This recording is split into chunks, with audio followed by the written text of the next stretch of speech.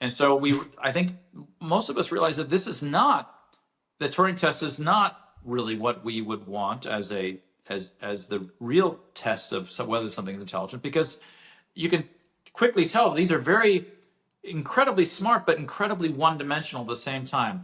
They have no interests or desires. They have no drives. You can talk to it for hours about really intelligent things, and sometimes I realize, like, oh crap, if I had just once I view it from this slightly different angle, a lot of what I was asking was completely wrong. And then I'll go say that to them. And I go, oh, yes, that's true. It's actually this. It's like, yeah, but I was talking to you for like a week. And if you had just told me you're so smart that I was just slightly off and from this different angle, I would, but it has no ability to sometimes, it's just completely, it's riffing on what you say and just sort of like a really bad but well written and good enunciation grad student, say, or undergrad.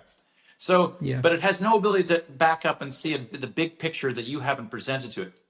So I think I don't have a full story about exactly where, but what I've learned is, however big I think it is, our human intelligence is still much, much vaster. And it's not just the ability to, whatever our human intelligence is, it's characterized way beyond this kind of bottom up hierarchical, which is what our brains are filled with, which is these, because that's how they really work. They have these massive hierarchies, just like our visual system and our semantic systems, with these really fine-grained things like contours and combining into larger and larger objects. And they have these massive association networks.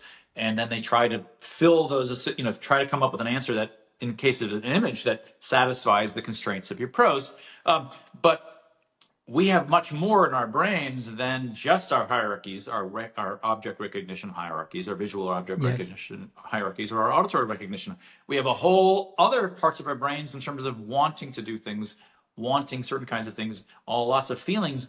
And so it's just still infinite numbers of dimension, or huge numbers of dimensions and capabilities that we realize, okay, so that's not really what it is to be human, to what we take to be human. It's much, much more than that. So I think it's great, because as we get to know this kind of LLMs, we'll realize, okay, that's great. I understand that facet of intelligence. It still ain't human. It still ain't human intelligence is the answer. And that's been the story all along, that we realized, we learned then that it's still something else about what it is to be truly, truly intelligent.